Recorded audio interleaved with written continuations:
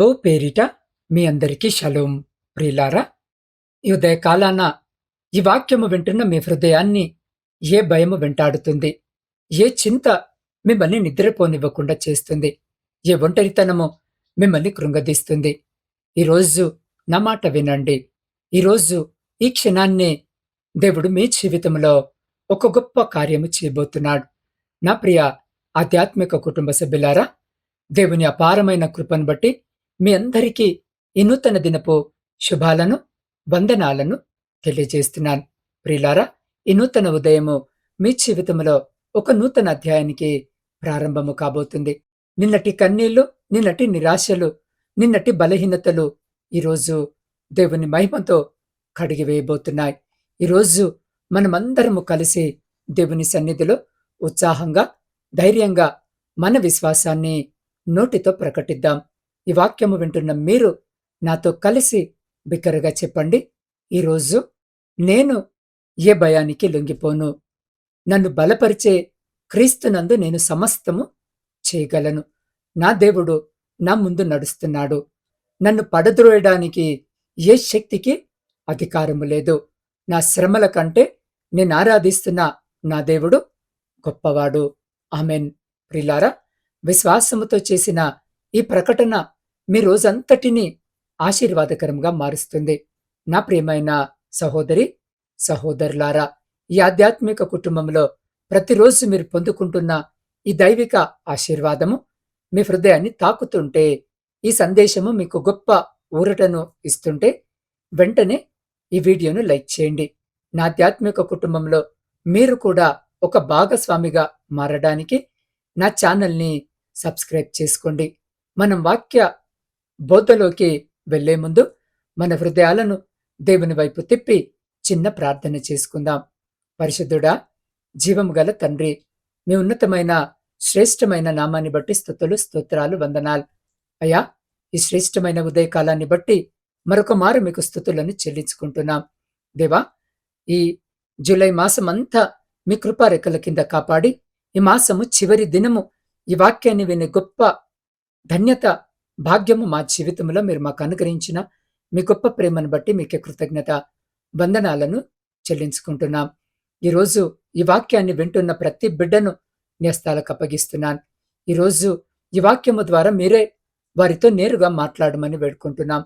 వారి భయాలను తొలగించి నీ పునరుత్థాన బలముతో నింపమని యేసు శక్తివంతమైన నామములో ప్రార్థించి అడిగి పొందియున్నాము మా పరమ తండ్రి. ఆమెన్. ప్రియులారా, దేవుడు మీ పక్షమున ఉంటే లోకములో ఏది మీకు విరోధముగా నిలబడలేదు. కాబట్టి ఈరోజు దేవుడు మనకిస్తున్న అత్యంత శక్తివంతమైన దిన వాగ్దానము మత్తయి సువార్త 28వ అధ్యాయము 20వ వచనాన్ని మనము చూస్తే, ఇదిగో నేను యుగ సమాప్తి వరకు సదాకాలము మీతో కూడా ఉన్నానని వారితో చెప్పెను. ఈ వాగ్దానము సాధారణమైన మాట కాదు. ఇది సృష్టికర్త అయిన దేవుడు మానవాళికిచ్చిన అత్యున్నతమైన హామీ. ఈ వచనములో ఉన్న సదాకాలము అనే పదానికి అర్థము కేవలము మీరు సంతోషముగా ఉన్నప్పుడు మాత్రమే కాదు, మీ శ్రమల్లో, వేదనల్లో, అంధకారములో, కన్నీళ్లలో ఉన్నప్పుడు కూడా ఆయన మీ పక్కనే నిలబడి ఉంటాడు.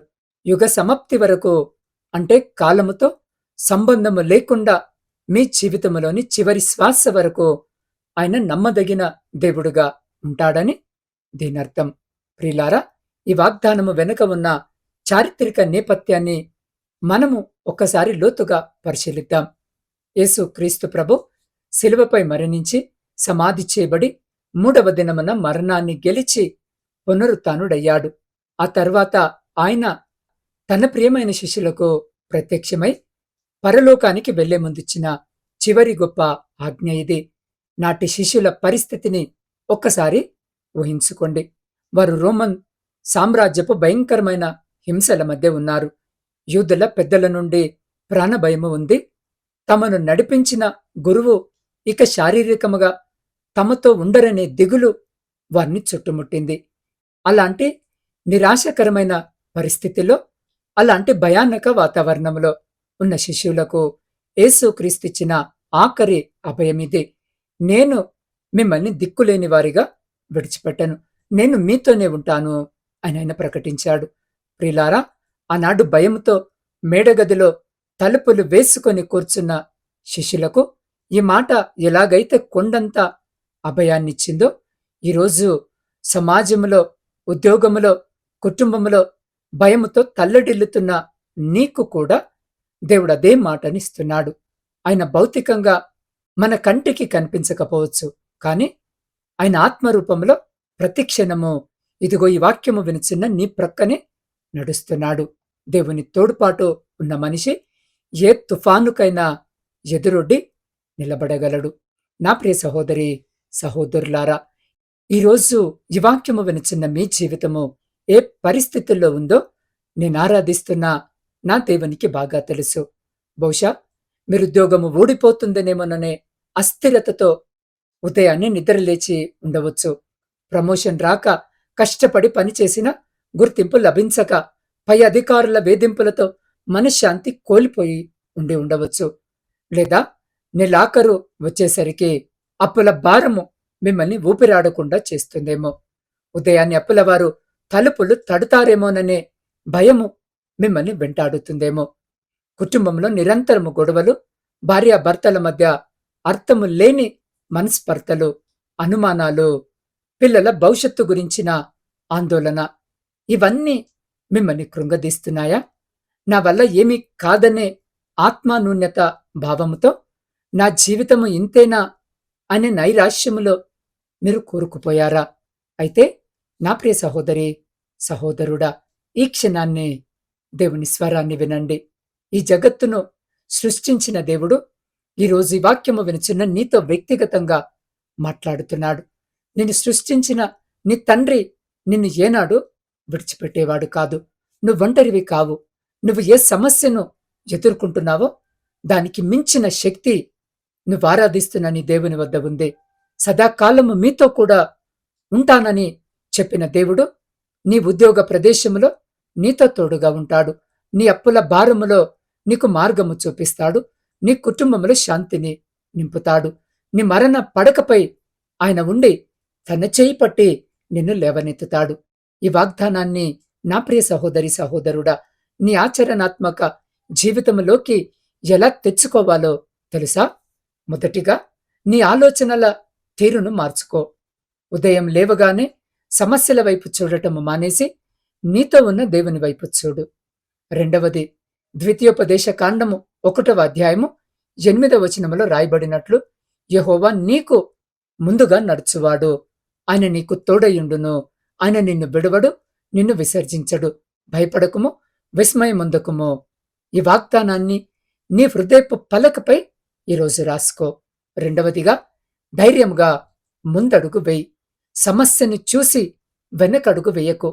భయము నీ మనసులోనికి వచ్చిన ప్రతిసారి నా దేవుడు నాతో ఉన్నాడు, ఆయన నా చేయి పట్టుకున్నాడు అని బిగ్గరగా చెప్పు.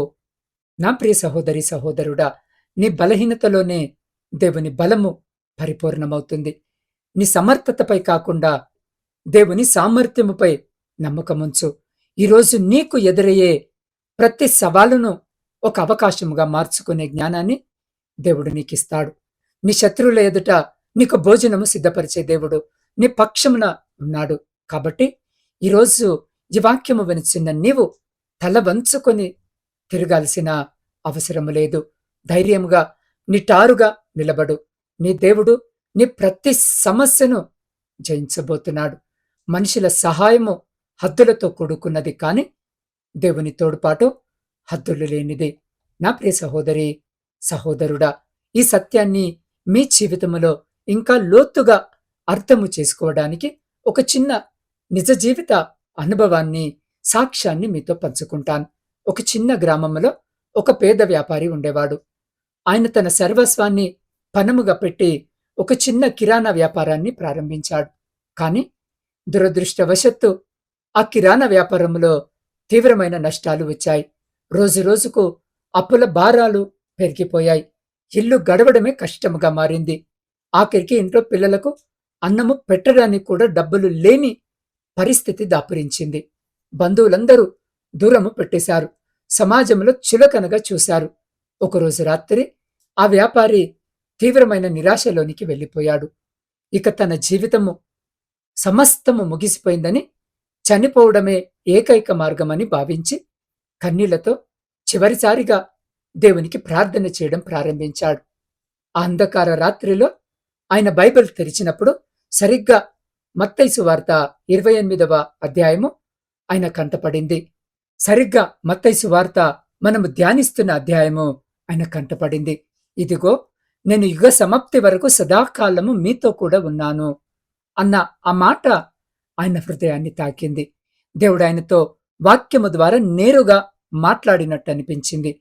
అప్పుడు ఆ వ్యక్తి, నేను ఒంటరిని కాను, నా దేవుడు నాతో ఉన్నాడు అనే నమ్మకము ఆయనలో ఒక కొత్త వెలుగుని నింపింది. నా ప్రియ సహోదరి, సహోదరుడా, జాగ్రత్తగా విను.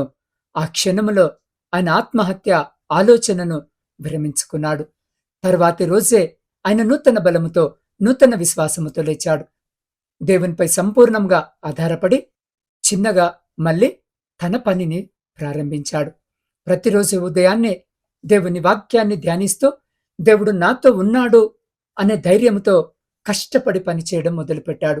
విచిత్రము ఏంటంటే ఆయన పడుతున్న కష్టానికి దేవుని ఆశీర్వాదము తోడైంది.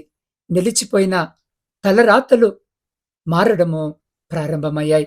క్రమముగా నష్టాలన్నీ పూడిపోయాయి, అప్పులన్నీ తీరిపోయాయి.